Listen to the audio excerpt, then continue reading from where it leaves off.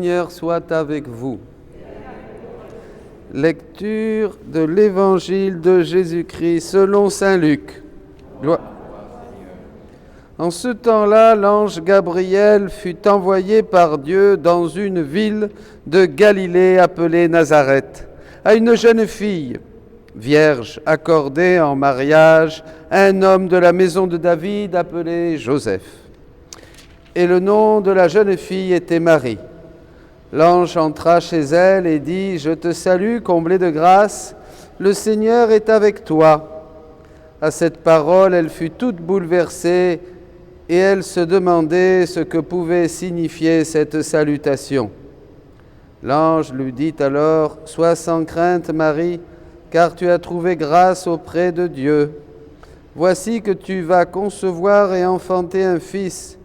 Tu lui donneras le nom de Jésus. Il sera grand. Il sera appelé Fils du Très-Haut. Le Seigneur Dieu lui donnera le trône de David, son père. Il régnera pour toujours sur la maison de Jacob, et son règne n'aura pas de fin. » Marie dit à l'ange « Comment cela se fera-t-il puisque je ne connais pas d'homme ?» L'ange lui répondit « L'Esprit Saint viendra sur toi, la puissance du Très-Haut te prendra sous son ombre. C'est pourquoi celui qui va naître sera saint. Il sera appelé Fils de Dieu. Or, voici que dans sa vieillesse, Élisabeth, ta parente, a conçu elle aussi un fils, et en est à son 6e mois, alors qu'on l'appelait la femme stérile. Car rien n'est impossible à Dieu. Marie dit alors, « Voici la servante du Seigneur, que tout m'advienne selon ta parole. » Alors l'ange la quitta. Acclamons la parole de Dieu. Louange à toi, Seigneur Jésus.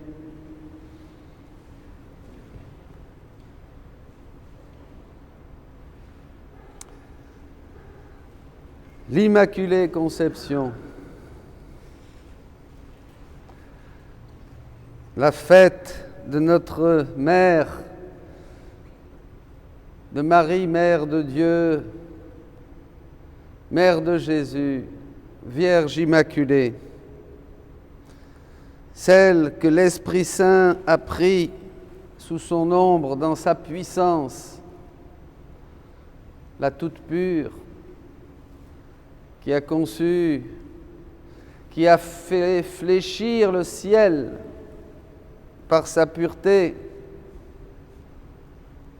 par son cœur ouvert à Dieu, qui disait oui, et le Verbe s'est fait chair. Aujourd'hui, on devrait célébrer la conception de la divine volonté dans le cœur de la Vierge Immaculée. Jésus le dit d'ailleurs, l'Église donne des honneurs humains. Marie Immaculée. Mais si elle est immaculée, c'est parce que justement, elle a dit oui. Elle a dit oui à Dieu. Elle n'a pas rejeté la volonté de Dieu et elle l'a laissé régner en elle. Donc aujourd'hui, c'est bien la fête de la conception de la divine volonté dans la Vierge Reine du ciel et de la terre. C'est ce que dit Jésus, c'est ça qu'on devrait fêter. Parce que si Marie est Vierge Immaculée, c'est parce qu'il y a une divine volonté qui l'a envahi complètement. Ce que nous avions perdu quand nous avons dit non, le jour où Adam a péché. Si on savait ce que signifie vivre dans la divine volonté, dit Jésus, en parlant de sa mère, on passerait toute notre vie à s'y efforcer. Donc voilà. Et Jésus, justement, pour comprendre ce qu'est Marie Immaculée, mes amis, il n'y a que le livre du ciel. C'est impossible. Il n'y a Jésus dit, à toi, petite fille de la divine volonté, dit-il à Louisa, je veux te révéler les secrets de la conception de ma mère, de la Vierge Immaculée. C'est absolument inimaginable et on n'aurait jamais fini. Je pourrais parler pendant des heures si je cherchais tous les textes, toutes les vérités, tous les trésors que Jésus révèle à Louisa sur la conception immaculée de la Vierge Marie, sur le pourquoi, le comment. C'est merveilleux, il n'y a pas de mots. Tout ce qu'on a pu dire auparavant pendant des siècles représente 1 centimètre par rapport à tout ce que le Seigneur Jésus révèle à Louisa sur la Vierge Immaculée. C'est pour ça que je vous invite, lisez le livre bleu bien sûr, mais aussi les livres 15, 14, 25, 16, il y en a partout. Partout des trésors et des vérités sur la Vierge Immaculée. Et il m'a plu de te révéler. Alors, c'est difficile à comprendre quelquefois parce qu'évidemment, Dieu est un seul acte éternel. Et tout s'est fait en un seul acte, dans l'éternité. Nous sommes dans le temps. Et le Seigneur doit nous montrer à un moment quelque chose, à un autre moment autre chose, à un autre moment autre chose, parce que nous ne pouvons pas tout comprendre, nous ne pouvons pas prendre en nous cet acte unique et éternel. Voilà, mais en Dieu tout est fait, tout a été créé, tout a été sauvé, tout a été sanctifié, tout a été glorifié en un seul acte. Donc tout ce qu'a fait Jésus, Verbe de Dieu, dans la rédemption, sa naissance, ses prédications, ses miracles, tout ce qu'il a fait, ses souffrances, son agonie, sa croix, tout ça c'est de toute éternité. Vous comprenez? Ça a été créé en un seul acte. La Vierge Marie, pareil, elle a été conçue de toute éternité dans le cœur de Dieu. Il n'y a pas eu de succession de temps. Et donc, Marie, de toute éternité, conçue dans le sein même de la Trinité, a déjà reçu tous les mérites des souffrances, des douleurs de Jésus. En fait, Marie a été conçue dans la passion du Christ. Vous comprenez? Elle a été la première sauvée, c'est ce que dit le texte ici de la tradition. Dès le premier instant de sa vie, Marie a été préservée de tout péché par une grâce venant déjà de la mort de son Fils. Voyez? Donc on peut dire, comme dit Jésus, qu'elle a été conçue d'abord en Jésus, dans sa passion, dans son sang, dans ses douleurs, dans ses souffrances, dans les mérites infinis de la passion et de la résurrection de Jésus, voyez, avant que Jésus soit conçu en elle. Voyez, d'abord, elle a été, elle, conçue en Jésus, et elle a été conçue immaculée. Grâce, la première, c'est-à-dire, Jésus parle du fruit complet de la rédemption. Le fruit complet de la rédemption, c'est d'être immaculé. Comme Adam, comme Ève, comme nous étions et comme nous le serons quand nous serons de nouveau établis dans la divine volonté avec la vie divine, dans l'ordre, au rang et à la place pour laquelle Dieu nous a voulu de toute éternité. Le fruit complet de la rédemption, c'est d'être comme Marie, immaculée. C'est ça. Voyez? C'est extraordinaire. Et ça a de grandes conséquences pour nous. Alors, comment ça s'est passé? Jésus dit que le Père représente la puissance, le Fils, la sagesse et l'Esprit Saint, l'amour éternel. Eh bien, les trois personnes divines, le Père a déversé des mers de puissance, le Fils des mers de sagesse et l'Esprit Saint des mers d'amour. Ils se sont comme mis ensemble pour la création de la Vierge Immaculée parce qu'il s'agit d'une nouvelle création. Comme il y a la création du monde, il y a la création de la Vierge Immaculée. C'est une nouvelle création, quelque chose de totalement nouveau. Donc, toute la synergie du Père, du Fils et du Saint-Esprit, de la puissance, de la sagesse et de l'amour, ce sont comme trois mères réunies. Et dans cette action commune, dit Jésus, est née la Vierge. a été conçue la Vierge Immaculée dans le sein de Anne.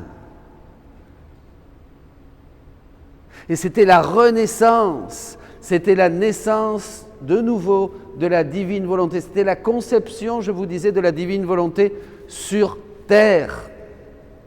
Alors Anne, vous allez me dire, elle avait péché, c'était une fille d'Adam.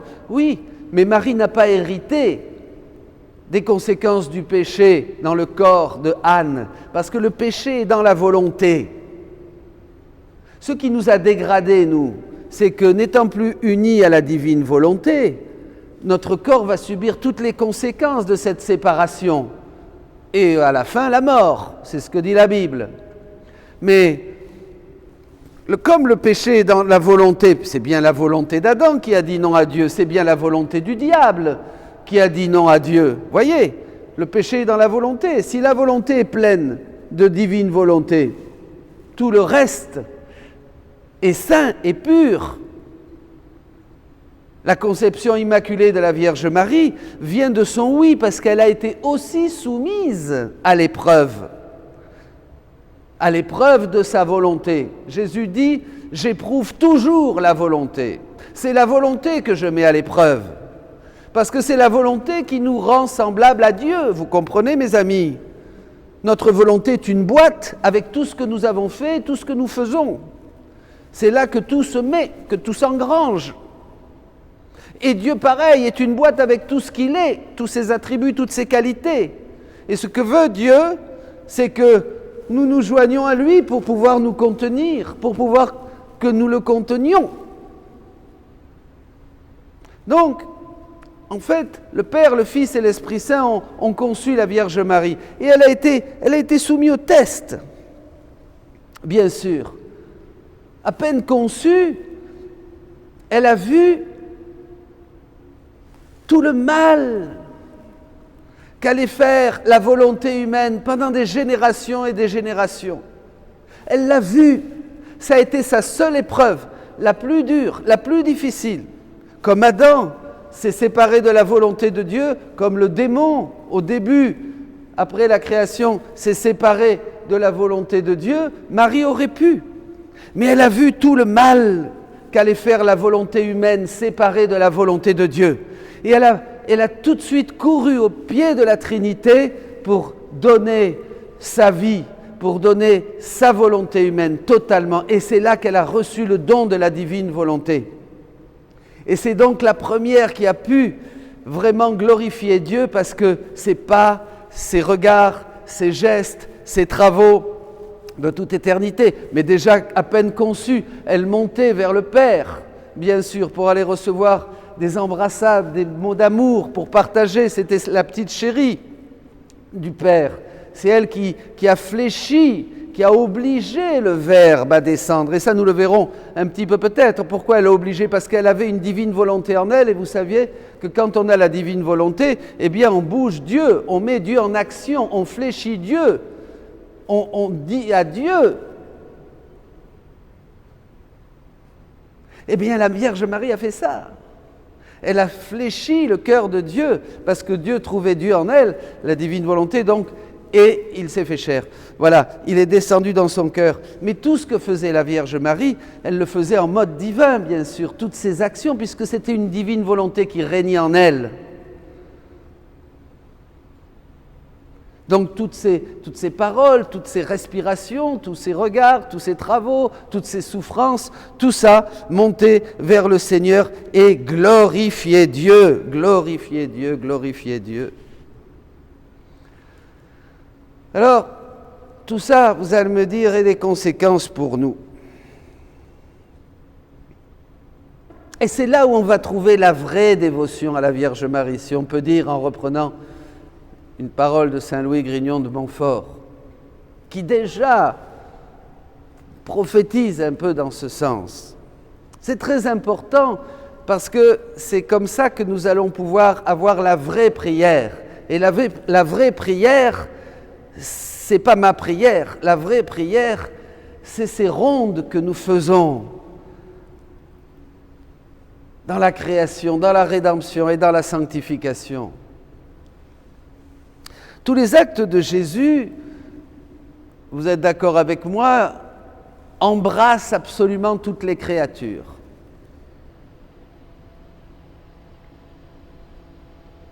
D'accord? C'est-à-dire que tout ce qu'a fait Jésus, eh bien, nous pouvons le faire.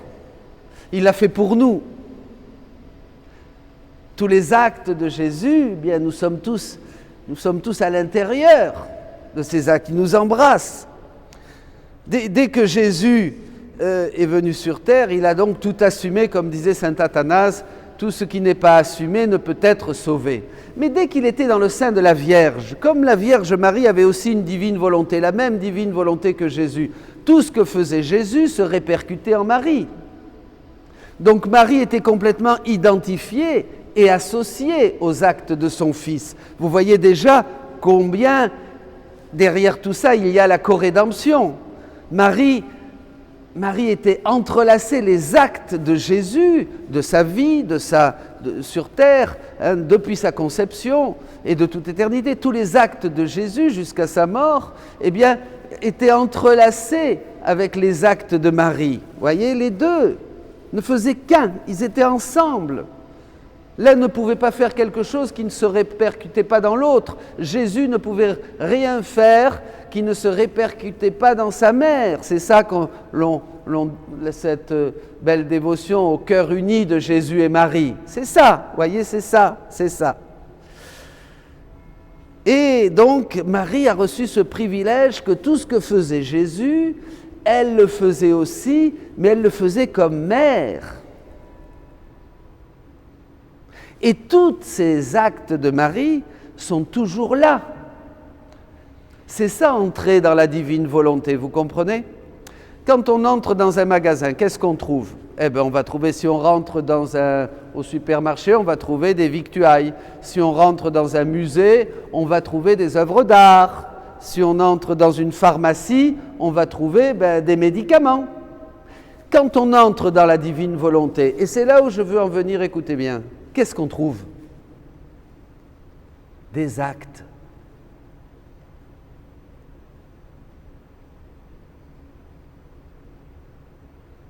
Quand on entre dans la divine volonté, on trouve des actes, rien d'autre. Les actes de Jésus et les actes de Marie. Les mystères de Jésus et les mystères de Marie. Ce dont nous parle le catéchisme, quand il nous dit au numéro 521 que nous devons vivre, refaire et consumer en nous les états de Jésus. Entrer dans la divine volonté, c'est entrer dans la prière des rondes. Vous comprenez? On peut le faire. Et c'est une activité tout intérieure, ça ne se voit pas. On ne va pas voir, celui-là c'est un champion du jeûne. Non, alors elle, c'est une championne du rosaire. Celui-là c'est un champion de l'humilité. Celui-là c'est ceci. Celui-là, on ne voit rien. C'est une activité intérieure, comme dans Marie, on ne voyait rien. Vous comprenez, mon royaume n'est pas de ce monde. Et ça c'est très important pour la pratique de la vie dans la divine volonté. Marie donc, en qui se reflètent, se répercutent tous les mystères de Jésus et tout ce qu'a vécu Jésus, va nous donner ces mystères, ces actes sont là pour nous, pour que nous les puissions recevoir d'une maman. Papa, maman. Comprenez, c'est très important. C'est là où on comprend toujours, où on comprend mieux quand on dit que toutes les grâces passent par Marie, que Marie est notre mère, qu'elle est là à nos côtés, qu'elle est le secours des chrétiens, qu'elle est le refuge des pécheurs, qu'elle est tout ça, tout ce qu'on dit, vous vous rappelez, qui sont des choses merveilleuses. Mais en fait, c'est ça, nous entrons dans la divine volonté, et ce qu'a fait Jésus passe par Marie, et c'est Maman Marie qui nous les donne. Elle nous associe. Et depuis que Louisa fut la première à vivre tout le mystère de la divine volonté, eh bien, qu'est-ce qui se passe? Eh bien, nous avons la porte d'accès. Et c'est ça les rondes que nous allons faire. Nous allons prendre ces actes Nous allons glorifier Dieu comme Marie dans la création, puisque toute la création s'est émerveillée au moment de la naissance, de la conception de la Vierge Marie. Nous allons aller avec elle dans tous les mystères de Jésus depuis sa conception à l'Annonciation à Nazareth. Et nous allons être là et participer. Elle va nous donner cette conception pour que nous aussi, nous puissions concevoir une divine volonté dans notre cœur, la vie même de Dieu. Et après, nous allons donner des baisers sur tous les mystères de la vie de Jésus, jusqu'à l'agonie, sa mort, sur sa tombe. Nous allons tout vivre, nous allons pouvoir, voyez, nous entrons dans le palais royal. Et là, c'est la vraie prière. C'est plus, nous sommes contemporains des mystères et des actes, et ces mystères et ces actes se réactualisent en nous comme si c'était Jésus et Marie qui le faisaient. Et alors là, les actes sont triples, parce qu'il y a Jésus, il y a Marie et il y a toi. Il y a une parfaite correspondance avec le ciel, où se trouvent le Père, le Fils et le Saint-Esprit. C'est encore un autre enseignement que donne Jésus. Il voulait que sur terre, il y ait un écho des actes trinitaires. Il voulait que sur terre, il y ait Jésus, Marie, Louisa. Jésus, Marie, toi, moi. Puisque Louisa, c'est chacun de nous. C'est-à-dire qu'il nous voulait absolument associés. Il voulait que nous soyons comme Marie. Marie est par grâce ce que Dieu est par nature. Dieu est Dieu par nature, il est Dieu. Et Marie l'est par grâce, par la grâce des mérites infinis de la passion de Jésus, qui de toute éternité, si on peut dire, l'a sauvée et lui a donné l'Immaculée Conception, après qu'elle ait dit son fiat, parce qu'il fallait qu'elle passe par le test, par l'épreuve de la volonté. Eh bien nous, maintenant, si vous acceptez de donner votre volonté à Dieu,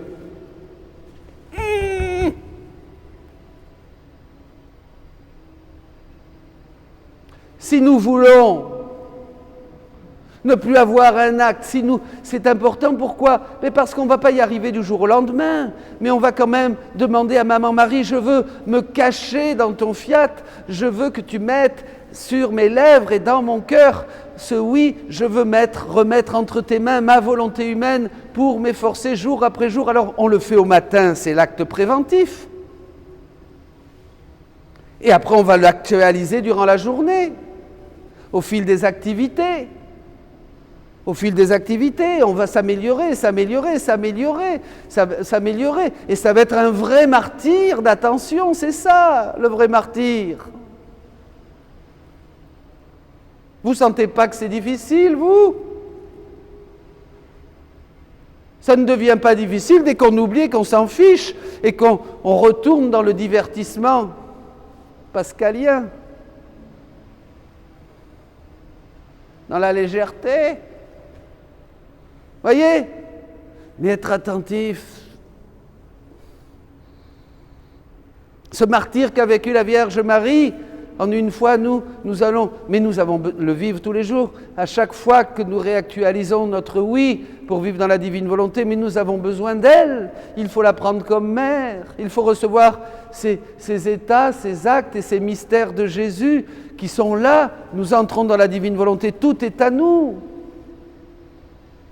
Tout est à nous. La création, la rédemption, la sanctification, l'Eucharistie, tout. Les messes, le passé, le présent, le futur. Voyez, c'est ainsi que va s'établir le règne intérieur de la divine volonté dans nos cœurs, comme il s'est établi dans la Vierge Marie. Ça, c'est la vraie religion.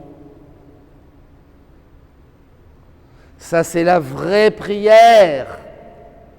Écoutez bien ces enseignements, parce que vous êtes les premiers à les entendre. Ici, c'est le début. Ça va faire cette nouvelle génération de chrétiens qui vont comme Jésus, comme Marie, faire la volonté de Dieu sur terre comme au ciel. Marie est la première qui fait la volonté de Dieu sur la terre comme au ciel. Elle n'est jamais sortie de la divine volonté sur la terre, comme au ciel. Et en elle s'accomplit le fiat voluntas tua, dit Jésus. C'est-à-dire que vraiment, c'est ça la finalité de tout le plan de Dieu. C'est que l'homme, comme au début, fasse la volonté, comme Adam la faisait, comme Ève la faisait, la volonté de Dieu sur la terre comme au ciel, sur la terre comme au ciel, sur la terre comme au ciel. Et c'est pour cette raison que vivre dans la divine volonté, c'est déjà le ciel. Donc il ne s'agit plus d'une spiritualité, d'une chose ou d'une autre. Il n'y a que cette vie. C'est la vie éternelle. La vie éternelle, c'est qu'ils te connaissent, toi, Père. Donc c'est la connaissance. La vie éternelle, c'est quoi? C'est qu'ils te connaissent. C'est dans la mesure où vous connaissez ces choses, où nous connaissons ces choses, et nous nous efforçons de les connaître et de les mettre et de les faire passer dans notre vie, de les pratiquer, de recommencer, de recommencer, de recommencer. Dans la mesure où nous pratiquons ces choses, nous entrons dans le ciel. Nous entrons dans le ciel. Le ciel sur la terre, moi j'en ai bien, ça me fait une belle jambe d'aller au ciel quand je serai dans la tombe. J'en ai rien à faire. M'en fous. C'est pas du tout rigolo ça. Je veux le ciel maintenant. C'est stupide de penser qu'on va aller au ciel après mourir, puisqu'il n'y a pas d'état, il n'y a pas d'avant, il n'y a pas d'après. On est, Dieu est, un seul acte éternel, il est là. Dès que je suis dans sa volonté, dès que je m'immerge dans les mystères de la vie de Jésus et de Marie, dès que je les fais miens pour les reproduire et glorifier le Père, je suis au ciel. Si maintenant le Seigneur venait me prendre à ce moment-là, right now, si à cette messe, là, ici, maintenant, je suis sûr que j'aurai un très bon siège. Avec un peu de dépoussiérage, mais bon. C'est sûr. Voyez, mes amis, ça c'est très important, parce que ça va vous donner la vraie religion. Vous allez comprendre qu'est-ce qu'on fait quand on vient à la messe. Regardez, comme c'est beau, vous êtes venus, là vous êtes une quinzaine, vous êtes venus à la messe aujourd'hui parce que c'est la Vierge Immaculée, et vous êtes venus avec votre cœur, vous ne vouliez pas manquer cette messe de la Vierge Immaculée. Et bien voilà ce qu'elle vous dit, la maman du ciel. Si tu viens ici, ma chérie, mon chéri, c'est parce que tu veux le ciel déjà. Eh bien, je suis le ciel. Viens en moi, prends ma main, entre avec moi dans tous les mystères de la création de ton Dieu, Père Créateur. Rentre avec moi dans tous les mystères de ton Sauveur, Rédempteur, dans tout ce qu'il a vécu. Viens partager tout avec moi. Je suis ta maman, je vais t'expliquer, je vais t'enseigner, je vais te disposer, je vais te préparer. Tout va sortir de mon cœur pour aller dans ton cœur. Viens, viens, viens, viens avec moi. Viens vivre ma vie.